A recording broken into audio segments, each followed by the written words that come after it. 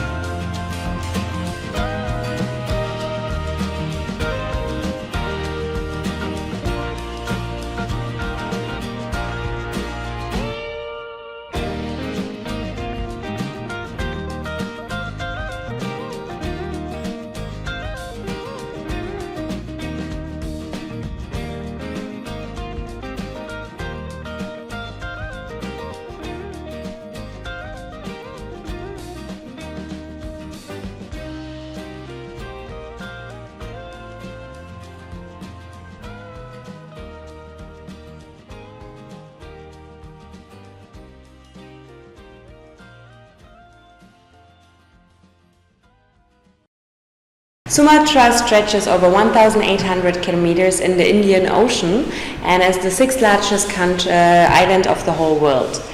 This island actually offers a lot, especially looking at the different cultures, nature and all the adventures it has to offer.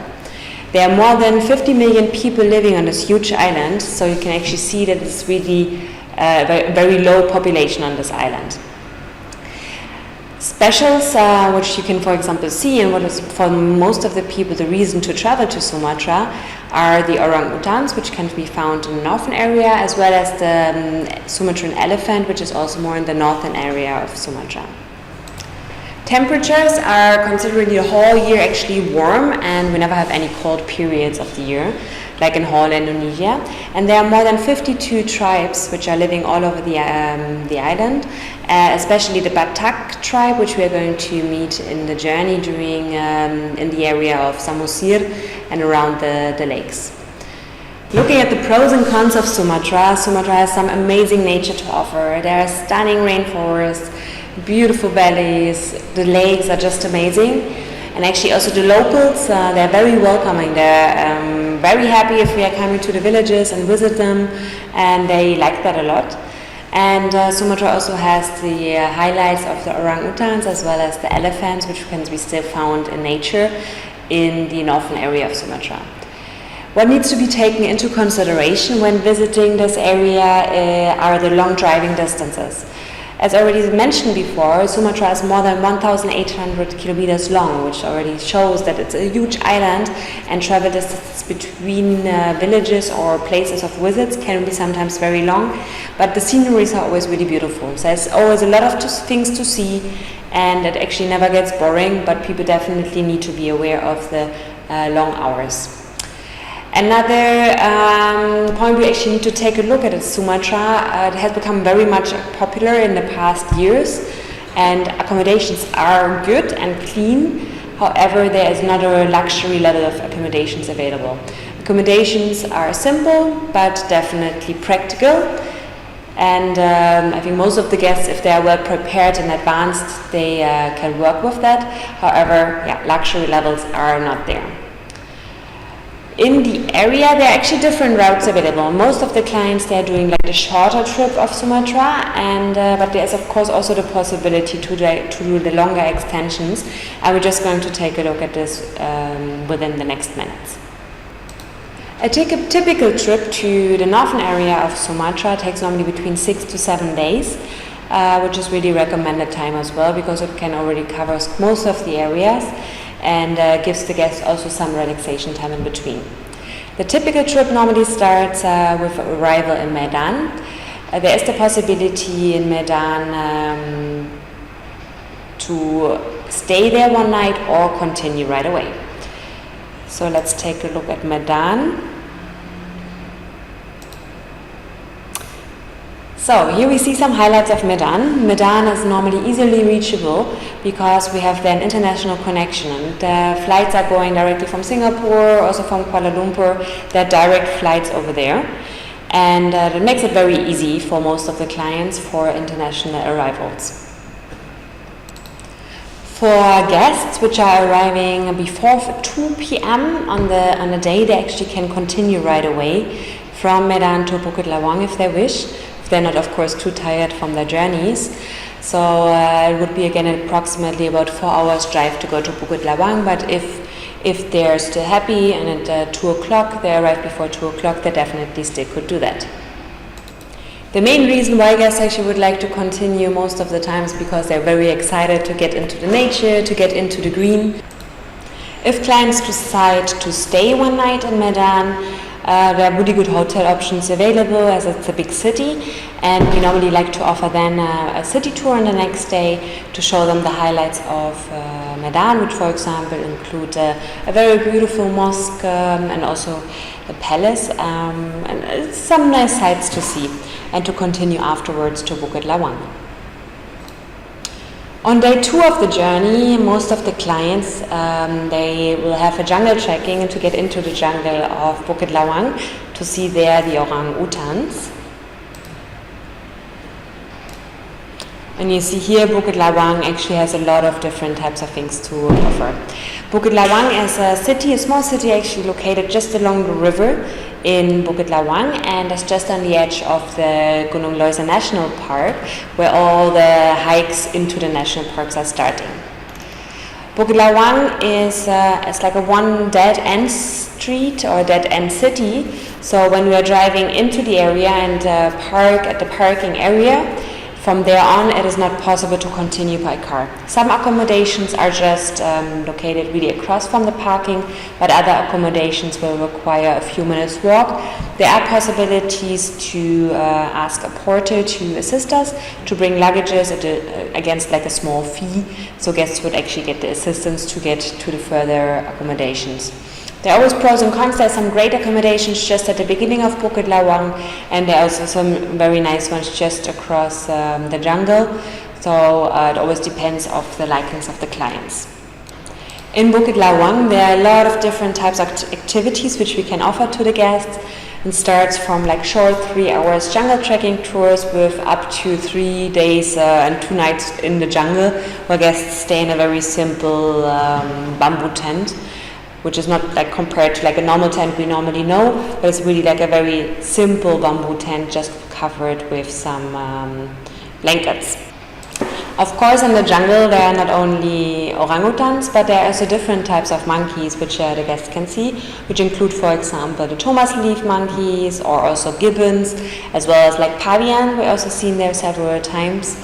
And the guarantee to see some of the species are pretty high, but of course we always need to take into consideration this is nature, so there is no guarantee to actually see the monkeys, but the possibilities can be very, very high. A lot of guests also actually enjoy to do some tubing, and this is especially great after like a long trek in the jungle and we're like hot and sweaty, and then after to take a little tubing for like about 20 minutes back into the village is just great, and it also gives us the opportunity to actually not walk back into the village but to enjoy the view along the river in the tube, and it's actually a lot of fun. In average, guests are normally staying about 2 nights in Bukit Lawang. Can be also extended to 3 nights, depending a bit how much time the guests have and how much they like actually to have a really relaxed trip, or to go like directly after the trekking and to continue. Looking at our typical short 7 days trip, we would go then actually here from Bukit Lawang and could continue again to Berastagi. So from Bukit Lawang to Berastagi, we normally return actually, or will pass nearly the city of Medan again, and then drive towards Berastagi. The drive is taking normally approximately 4 to 5 hours, and I see a lot of palm oil plantations along the way again.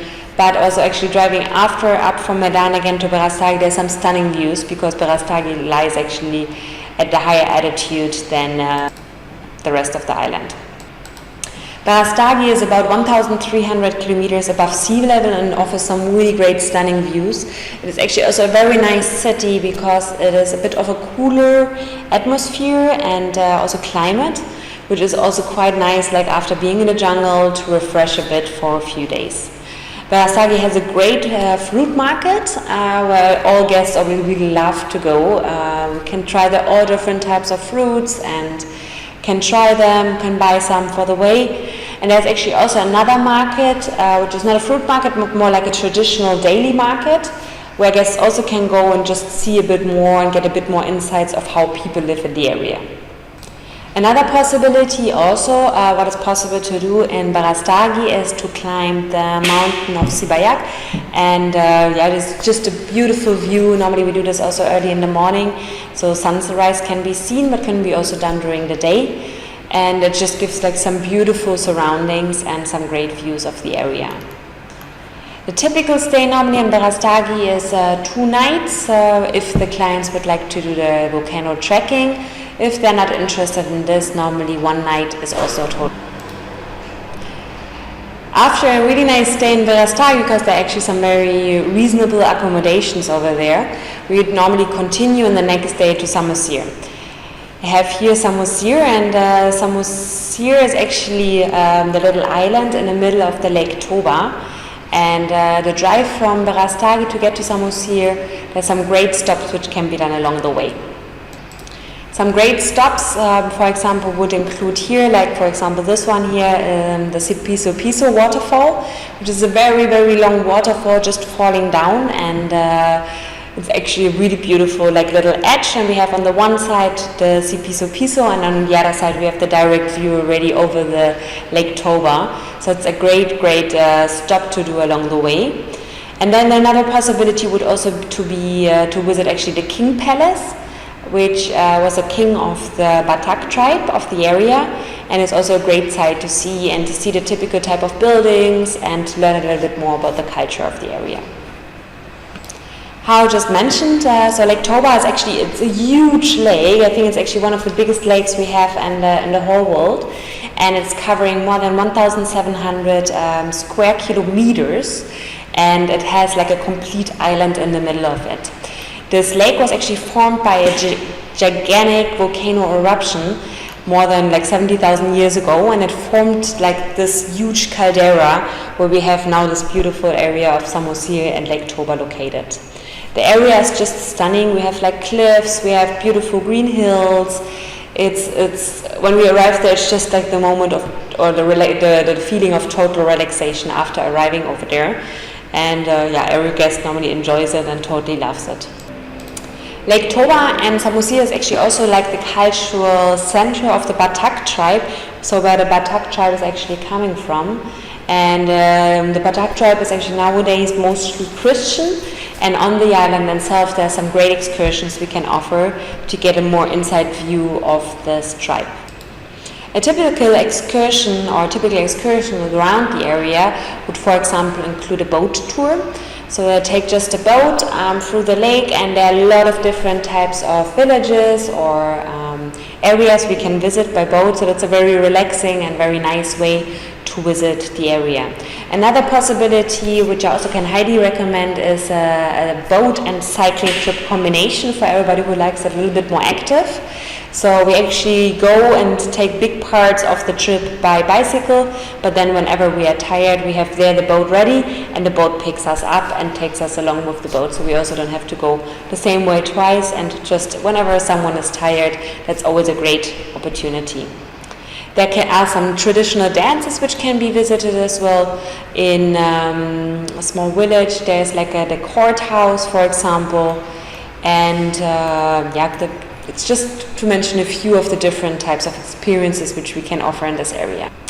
In general, most of the guests actually are spending at least 3 nights in this area because there's so many different types of excursions which can be done, but also because the total surrounding is very relaxing and it's a great ending of the holiday, or actually before continuing towards the long journey. How earlier mentioned, it is normally 6 to 7 days depending on how much time the guests have. There can be also some free times in the area of Samosir, or we can also just finish the trip afterwards and return back to Medan, which can be done in 1 day. It's about 3 hours drive from Parapat to Medan, and it's totally possible also to take a flight on the same day. Normally we recommend it earliest around 2 to 3 p.m. to have a flight and onwards flight to another island. If guests would like to continue, of course we can also continue then with our long journey, which continues then from Samosir, Parapat towards Bukit Tinggi. As the distances between Samosir towards Harau or Bukit Tinggi are actually quite far, we normally do a stop in Padang Sidempuan, just for a 1-night stay and to relax a little bit, because the distance already, or the driving distance to get there already between 8 to 10 hours. So it's just a good stop there to sleep 1 night, to relax, and then continue in the next day to the Harau Valley. Harau Valley, we'll take a look at the next part. So the Harau Valley is located in the western part of Sumatra. And it is just one of the most beautiful areas because it has this really steep cliffs and waterfalls and green hills, and it is just very beautiful, and it just feels a bit like a natural wonder, and again very refreshing and stunning. It has quite a few countryside villages which give a very different feeling towards the journey, and there are some very great valleys, and typical excursions we normally do are some trekkings to just feel the natural beauty of the surrounding. Another great part of it is also it's actually just 50 kilometers away from Bukit Tinggi, so it's just really a stop where we can spend 1 or 2 nights, but we definitely need to be aware that accommodations in this area are very simple. So if clients are a little bit sensitive to this, I normally would say to rather just stay in a northern area, but it is definitely a stunning location which we highly recommend to visit. After the Harau Valley, we continue to Bukit Tinggi. As earlier mentioned, it's just 50 kilometers away, so we can easily still spend a nice half day in Harau and then continue towards Bukit Tinggi. Bukit Tinggi feels more like a little market town, and it's actually just really, it seems sometimes the modern life really haven't really arrived there yet. It's still very traditional, but it has a lot of things to see. It's easy to spend there 2-3 nights because there's so many different types of things to see, and it's nice to walk for guests around, and normally everybody enjoys it very much because it's also at a higher altitude. Normally the city actually begins very late of the day to be busy, and it's just normally around 9 a.m. can say, hey, it actually becomes alive and it gets really a city. And most of the guests again like to spend here just a few days to walk around, to explore the whole area. So this is then normally already the end of the journey, and we can continue then to Padang, where most of the guests would then finish already their journey and either flying and continue to the next destination, or we could also continue here to Chupadak for a little beach extension. Chupadak is easily actually reachable from Padang, and there are boats going towards this little island which has beautiful and stunning beaches and offers some very, very great beach extension after a long journey through the whole north and west of Sumatra. Chupadak, there's only this one little hotel we have located, and it has some little bungalows on the beach with perfect view. It has some great water, great snorkeling, and normally guests stay there, or we highly recommend to stay there at least for 3 nights, because then there are already transfers and some great activities also included. For example, guests can go snorkeling, they can have some free canoeing, but of course there are also some additional activities which can be against an additional charge be done, such as for example scuba diving or also some water skiing. Sumatra is reachable only by boat, and it takes about 15 minutes boat ride from the mainland of Sumatra to reach this stunning island. The island also includes some nice wildlife, so we have some very nice bird species there, but also some larger animals. So we find on this island normally some hornbills, kingfishers, also some monkeys are there, monitor lizards, maybe some deers. But yeah, of course, again, it's like only nature, so we can't guarantee there anything. The coral reefs around this island are just beautiful, so everybody really enjoys normally the snorkeling and all the water activities. There also can be some boat rides done around this island to discover all the stunning reefs and see all those really colorful fishes around that.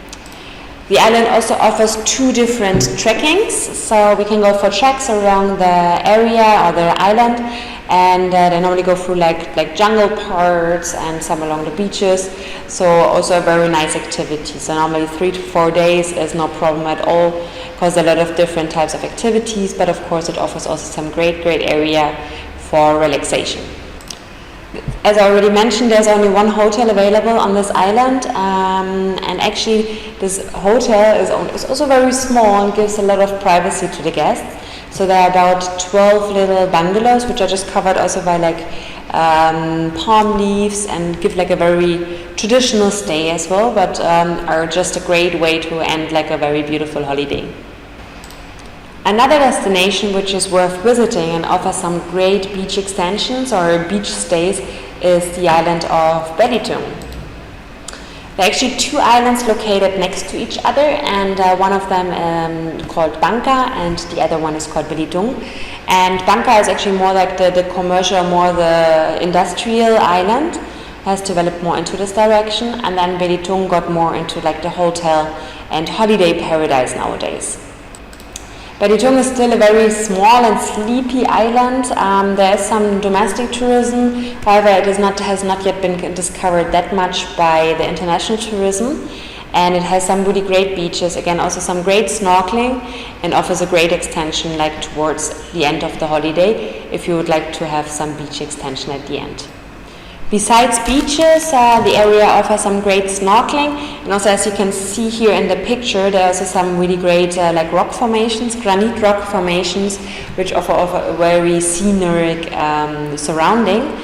And there are also some little sandbars or temporary sandbars which can be reached if like during low tide. Overall, this is a great destination also to visit, something new. And not yet that discovered, but definitely worth to take a look at. Overall, this is all what we have at the moment concerning Sumatra. Of course, we're always very happy if you have any questions or if we can assist you any further. Please just don't hesitate to contact us anytime. Send your account manager an email, and they will be very happy to give you more detailed information about this beautiful destination. And I'm looking forward to have like another product training with you soon, and please reach out if we can help you. Have a great time. Bye.